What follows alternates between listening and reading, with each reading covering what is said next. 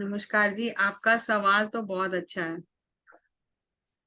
लेकिन एक चीज मैं आपसे पूछना चाहूंगी कि हम जब पढ़ाई करते थे नाइन्थ टेंथ में, आगे आके क्लासेस में, तो थ्योरी और प्रैक्टिकल दो चीजें होती थी कि नहीं?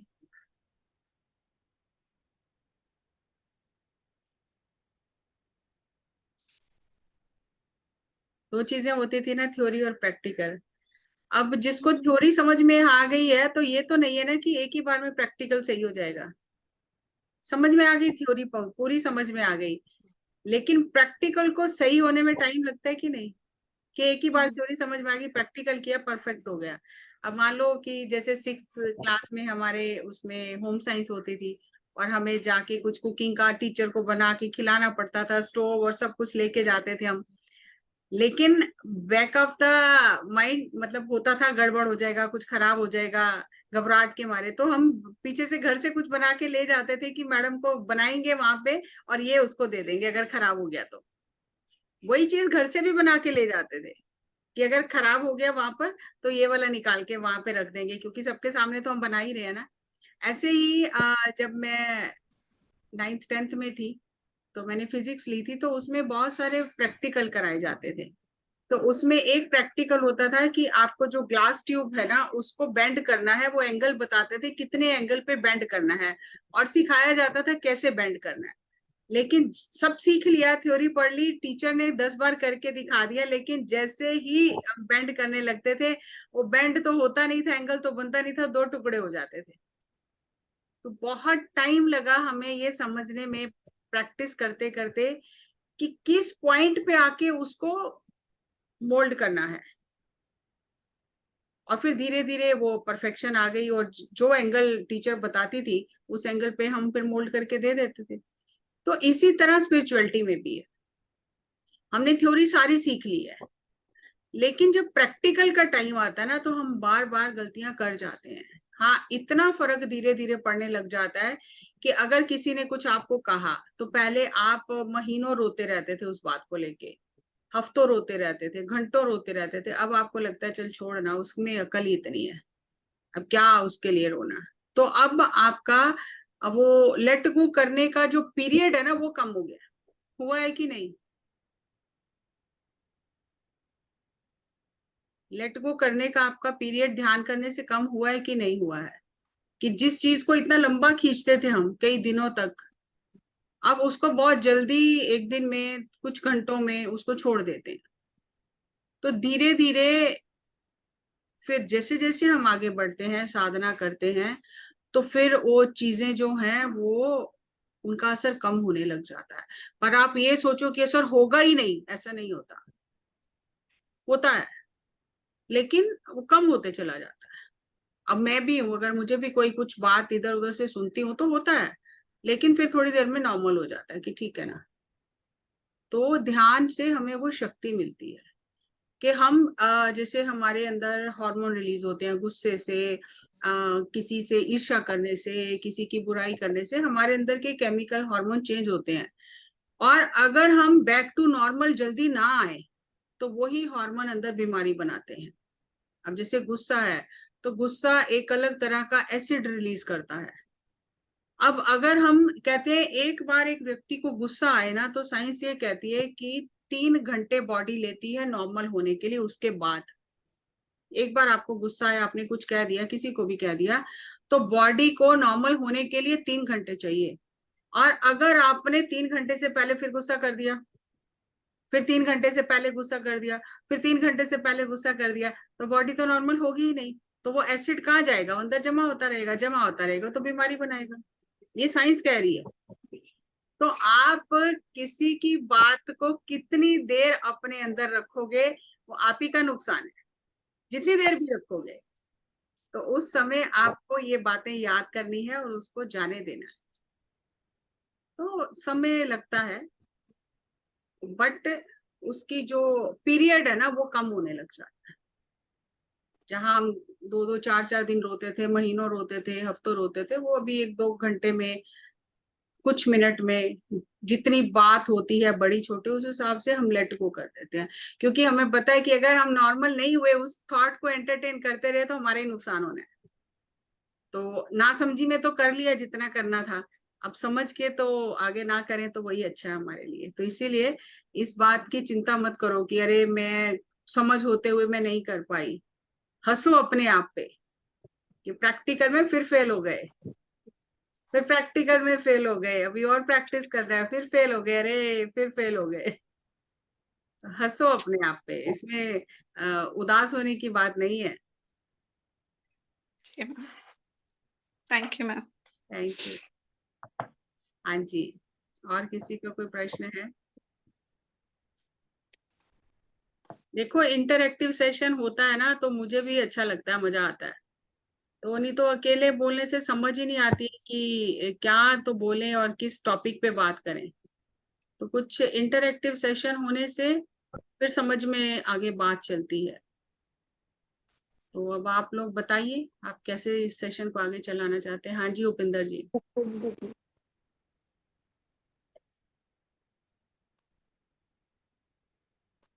हाँ जी।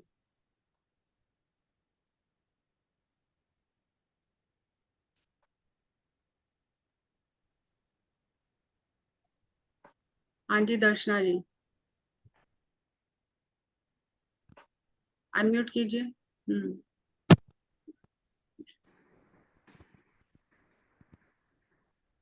जी मैम, नमस्कार सभी को।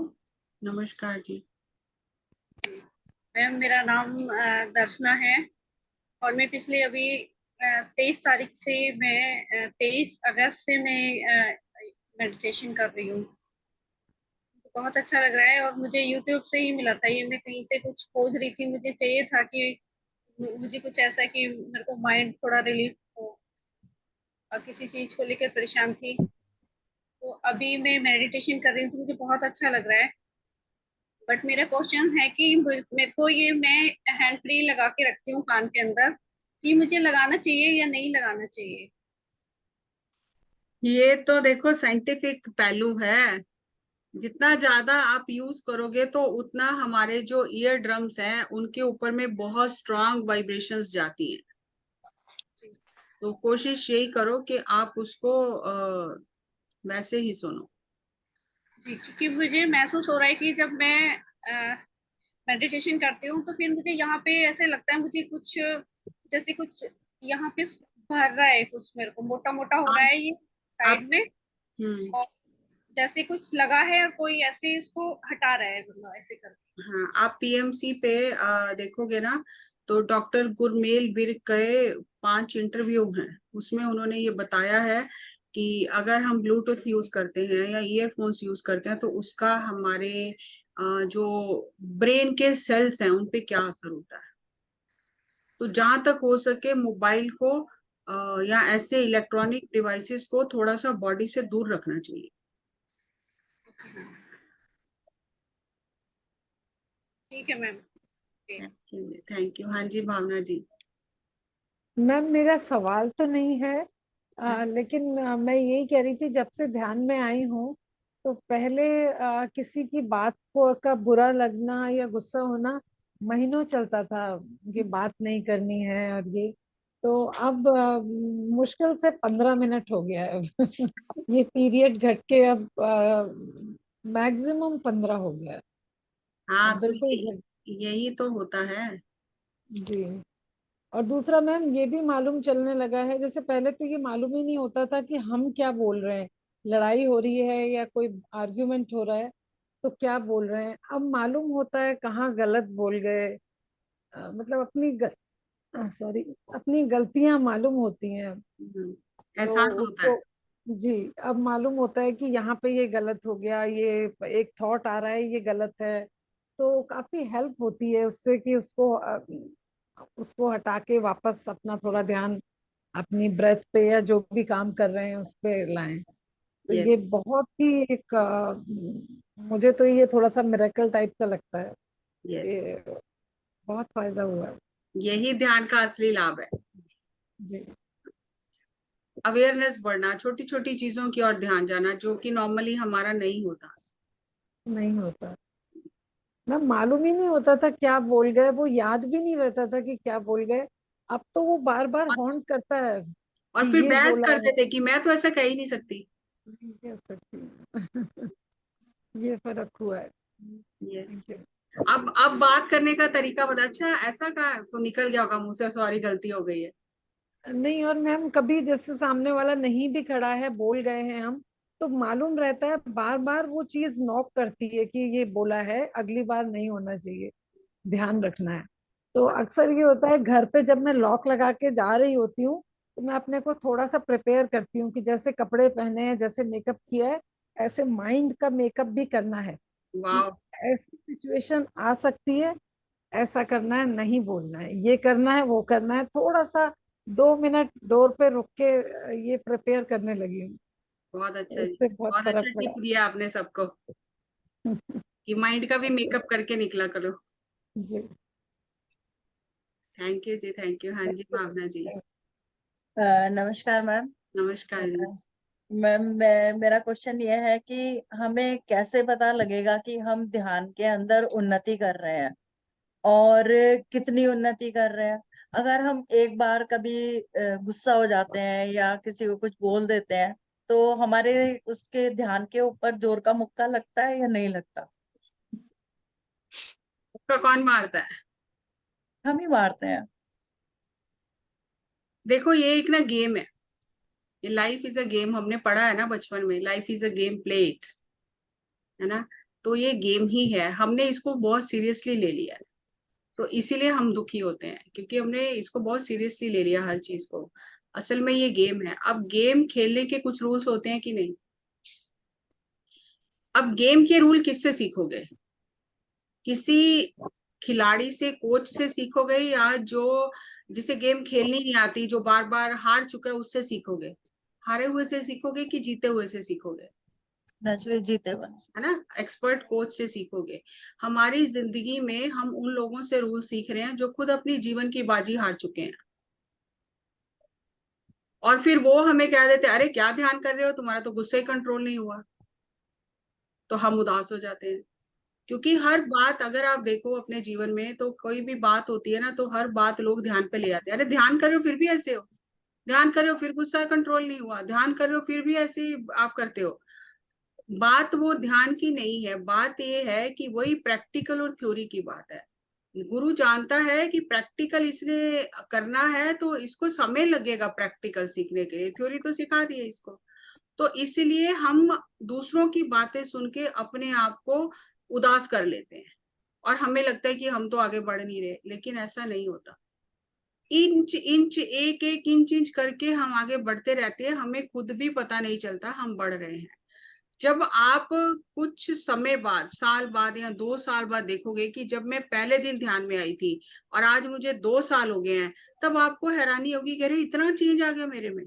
लेकिन अब जैसे आपने एक पौधा लगाया, आपने बीज डाला, अब आप हर दिन देखोगे ये बड़ा कि नहीं, तो आपको कुछ पता चलेगा? नहीं पता चलेगा ना, उसको ढक के ही रखना पड़ेगा। अगर हर दिन आप खोल खोल के देखते रहोगे तो बीज सड़ ही जाएगा, बीज पैदा ही नहीं होगा। तो इसीलिए अब जब आप ध्यान कर रहे हो, आप उस बीज को ढक के रख दो, वो ढका रहने दो। ठीक है, लाइफ है, गेम है, हारते हैं जीतते हैं। अभी कोई कपिल देव या जितने भी खिलाड़ी हैं, किसी भी, या म्यूजिशियन ले लो, किसी भी फील्ड में ले लो, तो पहले ही दिन बैट बॉल लेके गए तो पहले ही दिन छक्के मारने शुरू कर दिए, हाथ भी टूटे, गिरे भी, सिर में भी लगी, खून भी आया, बहुत कुछ हुआ। बहुत दिन रात मेहनत की, तब जाके समझ में आया कि क्या खेलना है। फिर भी देखो, इतने एक्सपर्ट होने के बाद भी वो कितनी प्रैक्टिस करते हैं हर दिन, और कितने कोच होते हैं उनके जो उन्हें सलाह देते हैं, उन्हें वो टिप्स समझाते हैं, और उनके डाइटिशियन होते हैं, वो अपनी मन मर्जी से कुछ खा भी नहीं सकते, और उनको माइंड को रिलैक्स करने के लिए, मन को शांत करने के लिए उनको अलग स्पेशल मेडिटेशंस कराए जाते हैं। अगर आप उनका लाइफ में झांक के देखोगे ना, तो ये सब चीजें होती हैं। क्या हम वैसा कर रहे हैं? बिल्कुल भी नहीं। जो मन में खा रहे हैं, क्या उतनी प्रैक्टिस कर रहे हैं? क्या हमने कोई एक्सपर्ट कोच रखा हुआ है कि जो हमें बताए? अब जब आप खेल रहे हो, तब कोच नहीं बताएगा आपको, वो देखेगा लेकिन जब आप खेल के वापस चले जाओगे तब आपको बताएगा यहाँ ऐसे नहीं, ऐसे किया जा सकता था, अगली बार से ध्यान रखना। वो तब आपकी बारीकियां, गलतियां वो आप नोट करता है कि आप फील्ड में क्या क्या गलतियां कर रहे हो। फिर वो आपको बताता है, जब आप वापस चले जाते हो फिर वो आपको बताता है कि आपने ये गलतियां की, अगली बार से ऐसा नहीं करना। तो जिंदगी भी ऐसी ही है। अब हमें कोई बताने वाला तो है नहीं भी। अगर बहुत अच्छी किस्मत होगी, हस्बैंड वाइफ है या कोई दो लोग हैं घर में, तो एक दूसरे को सपोर्ट करे, बहुत अच्छी किस्मत होती है तो ऐसा साथ मिलता है। नहीं तो अकेले अकेले की यात्रा हर एक की, तो बताने वाला तो कोई है नहीं। अब हमारे पास क्या है, पत्री सर के वीडियोस हैं और जो मास्टर्स की बात करते हैं वही है हमारे पास आगे बढ़ने के लिए। तो उसमें क्या है कि ये प्रोसेस है, बार बार गिरना, बार बार उठना, बार बार गिरना, बार बार उठना। तो इससे घबराना नहीं है। घबरा के अरे मेरी ग्रोथ हो रही है कि नहीं हो रही, ग्रोथ का ऐसे नहीं पता चलेगा। जब फल लग जाएंगे ना तब पता चलेगा, हाँ अब आम फल देने लायक हो गया है। अब आप देखोगे, अभी कोई कोई जो पौधा होता है बहुत धीरे धीरे ग्रो करता है, बहुत धीरे। जैसे बैम्बू है तो 5 साल तो पता ही नहीं चलता ये बढ़ेगा भी कि नहीं बढ़ेगा। तो इसी तरह से ये जो ध्यान का पौधा है ये अंदर ही अंदर बढ़ता रहता है, अंदर ही अंदर बढ़ता रहता है। आपको बाहर से नहीं इतना पता चलता, लेकिन कुछ समय बाद जब आप पीछे मुड़ के देखोगे ना तब आपको पता चलेगा कि हाँ वाकई में बहुत चेंज आया। और कई बार ऐसा होता है, सालों साल लोग मेडिटेशन करते रहते हैं, ऊपर से नहीं पता चलता। लेकिन जब कोई मुसीबत आती है, जब कोई चैलेंज आता है लाइफ में, तो वो इतने स्ट्रांग होते हैं कि उन्हें खुद भी हैरानी हो जाती है कि मैं तो इतनी डरपोक थी, इतना ये थी, तो इस चीज से मैं विचलित क्यों नहीं हो रही। तब समझ में आता है कि ये ध्यान का परिणाम है। मतलब हमें अपना नेचर तो पता ही होता है ना, छोटी छोटी बात पे रोने लग जाना, कॉन्फिडेंस लूज कर देना, डर जाना, घबरा जाना, अब क्या होगा, अब क्या होगा। लेकिन जब आप ध्यान लगातार कुछ सालों से कर रहे हो और कोई चैलेंज आ गया, तब आप हैरान हो जाते हो कि आपको कुछ ऐसा विचलित नहीं होते हो पहले की तरह, कि हाँ ठीक है, हो जाएगा, मैनेज हो जाएगा। तो वो तब आपको पता चलता है कि ध्यान से मेरी कितनी ग्रोथ हुई है। तो हर दिन हमें नहीं पता चलता, हर दिन तो हमें बस करते ही रहना। और अगर कोई लोग कहते भी हैं कि गुस्सा आ रहा है, ऐसा थोड़ी होता है कि योगी को गुस्सा नहीं आता। अगर योगी को गुस्सा नहीं आता, सही योगी नहीं है वो। ये कहीं किसी ग्रंथ में नहीं लिखा हुआ कि योगी को गुस्सा नहीं आना चाहिए। अगर योगी को सही समय पे, सही मात्रा में, सही बात के लिए गुस्सा नहीं आता तो वो योगी नहीं है। अब आप देखो, भीष्म पितामह को गुस्सा आना चाहिए था, चीर हरण के टाइम पे नहीं आया ना, फिर कितना कष्ट सहना पड़ा उसके लिए। लेकिन जटायु जब वो जा रहा था रावण सीता माता को लेके, उसको पता था मैं इसे रोक नहीं पाऊंगा, लेकिन सही समय पे गुस्सा आया, चाहे उसकी प्राण चले गए तो, लेकिन उसको कितना सम्मान मिला है उस पूरी जाति को, जटायु जाति को, कि रामचंद्र जी ने कहा कि मैं रघुकुल आपका ऋणी हो गया है। तो अगर योगी को सही समय पे सही गुस्सा नहीं आता ना, तो फिर उसमें ही कमी है। बल्कि कई बार ऐसा होता है, शुरू शुरू में ध्यान करने से ज्यादा गुस्सा आता है, क्योंकि आपको जो चीजें आप भी कर रहे थे जिंदगी में, आपको गलत नहीं लग रही थी, अब आपको वो गलत लगती हैं, तो आपको गुस्सा आता है। लेकिन कोई सुनता नहीं है। पहले तो हम भी वही कर रहे थे, तब हमें गुस्सा नहीं आता था। अब मान लो नॉनवेज खा रहे थे, नहीं गुस्सा आता था, अब जो खाते हैं उन पे गुस्सा आता है कि वो समझते क्यों नहीं है। तो हमें थोड़ा अपने आप को कंट्रोल करना है, बैलेंस करना है, कि नहीं, हमने जैसे सीखा वो भी समय से सीखेंगे। ठीक है, बी हैप्पी, तो हो रही है। Thank you ma'am, thank you, अभी एक थैंक यू पत्थर को तोड़ना है तो पहली हथौड़ी से तो नहीं टूटता ना, 100 हथौड़ियां मारी और 100वीं हथौड़ी से टूट गया, तो इसका मतलब ये तो नहीं कि 99 बेकार गई है। उन्होंने अंदर ही अंदर बदलाव किया है ना। तो इसलिए अंदर अंदर बदलाव होते रहता है। किसी विशेष परिस्थितियों में हमें पता चलता है कि अच्छा इतना बदलाव हुआ, मेरे में ये चेंज आया। So be happy, celebrate your growth.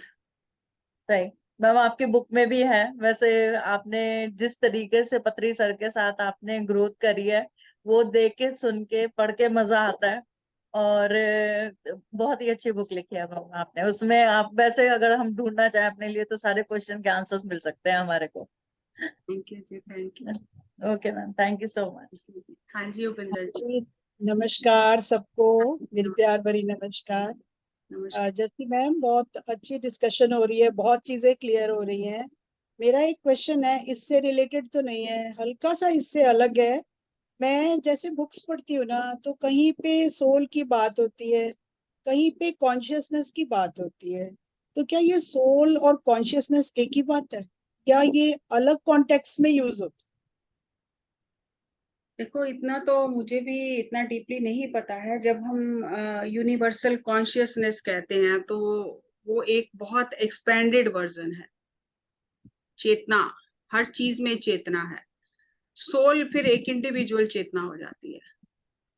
तो जैसे हमारे शरीर में फिर जैसे सोल है, वो कहाँ स्थित होती है, या मतलब ये कैसे पता चलता देखो, ये ना किताबें पढ़ के ये चीजें होती हैं दिमाग में, लेकिन इसमें घुसना नहीं है ज्यादा। है? अच्छा। हाँ, अब मान लो कि हमारी अगर देखा जाए तो पूरा सिर से लेकर पैर तक पूरे शरीर में वो चेतना है। मन कहाँ पर है? अगर आपके पैर में दर्द हुई तो मन वहीं लगा रहेगा। सिर में दर्द है तो मन वहीं, मतलब ये चीजों में अगर हम घुसेंगे ना तो इसका कोई हम आंसर ढूंढ नहीं पाएंगे, क्योंकि ये हमें बुक्स पढ़ के ये चीजें समझ में आ रही हैं। लेकिन हमारा जो काम है कि वो हम अपनी साधना को बढ़ाएं। और ये हर एक ने जो बुक लिखी है ना, अपनी विजडम के अनुसार लिखी है। लेकिन आप ये देखो कि शरीर के जिस हिस्से में एनर्जी, चेतना, या मान लो कि वहां से कॉन्शियसनेस हट गई, तो वो हिस्सा जो है वो काम करना बंद कर देता है। वो ये ऑल परवेडिंग क्या बोलते हैं कि कण कण में व्याप्त क्या बोलते हैं, तो इसी तरह चेतना भी शरीर के कण कण में व्याप्त है। हर एक अच्छा। सेल की अपनी सोल है। हम्म। तो ये बहुत बहुत ज्यादा, जितना इसमें डीप जाएंगे ना तो घुसते चले जाएंगे। हाँ, मतलब पता नहीं, मैं कुछ बुक्स पढ़ रही थी तो हल्की सी कंफ्यूजन हो रही थी, मैंने कहा शायद तो आपको इसीलिए, नहीं नहीं, इसीलिए जो चीज समझ में ना उसको छोड़ते जाओ। हम्म। उसको समझने की जरूरत कुछ नहीं है। चीजें प्रैक्टिकल से ही समझ में आती हैं, जब हाँ अपने आप जिसके साथ जो बीतती है ना। हाँ, नहीं समझ में आ सकती समझाने से।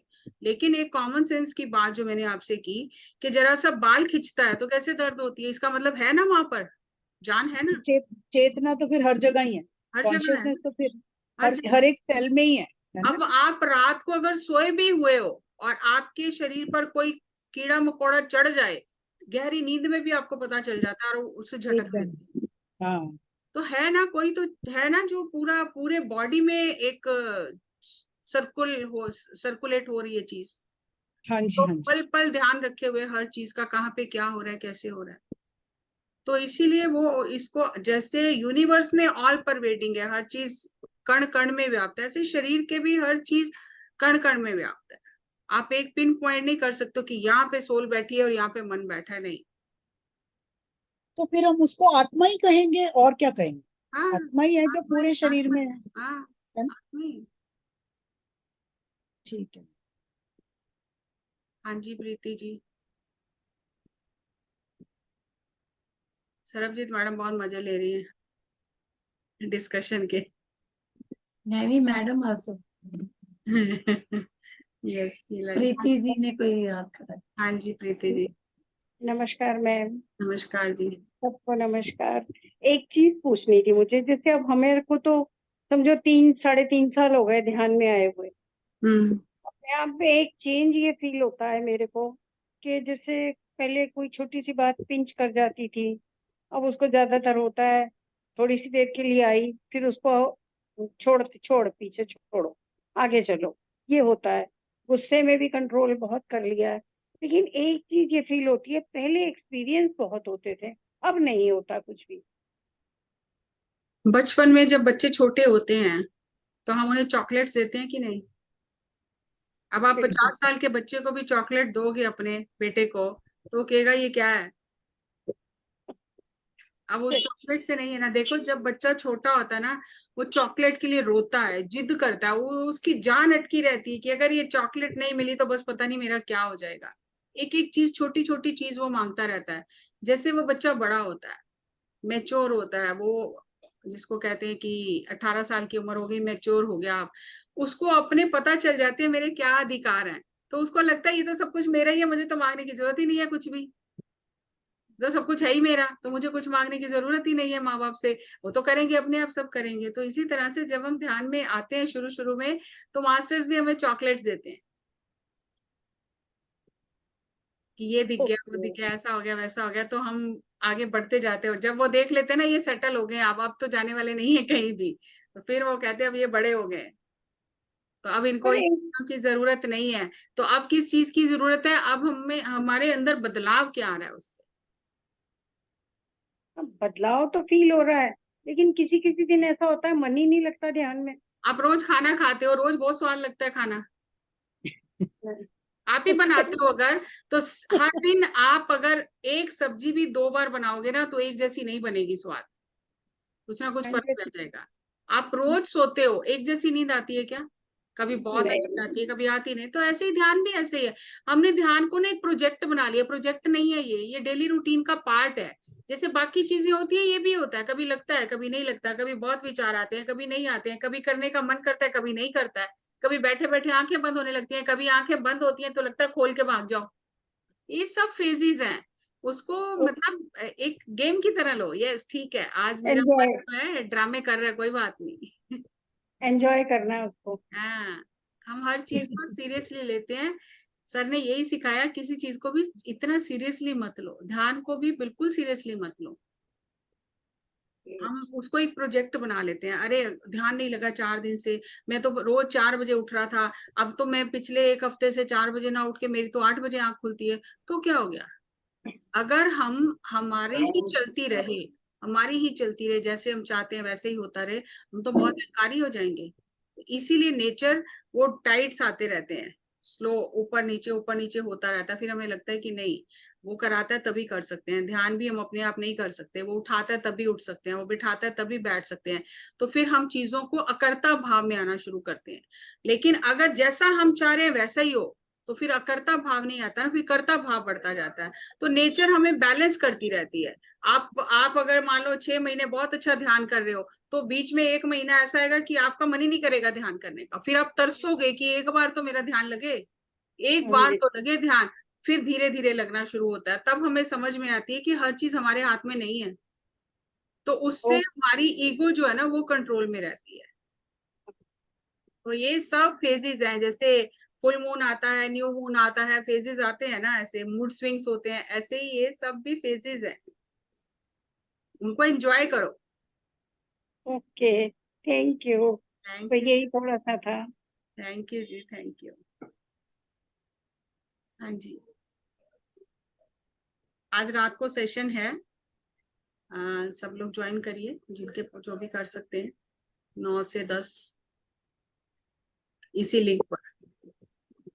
ठीक है सरबजीत मैम, और तो कोई क्वेश्चन नहीं? आज किसका होस्टिंग है? मैम मैं हूँ भावना, हाँ जी मेरी है Bhavna. Hosting. Ma'am thank you ma'am, आपके अनुभवों का हमने बहुत लाभ उठाया, हर बार की तरह बहुत सुखद सा एक सेशन रहा। आपका यही चाहेंगे कि आप हर वीक आइए थैंक और कुछ ना कुछ शेयर करते रहिए। Thank you ma'am so much. Thank you जी, थैंक यू, थैंक यू। तो दोस्तों आज का सत्र यहीं पे समाप्त करते हैं। शाम रात्रि ध्यान में आपसे फिर 9 बजे मुलाकात होगी इसी जूम लिंक पे। आप सभी जुड़िए, तब तक के लिए नमस्कार, ध्यान कर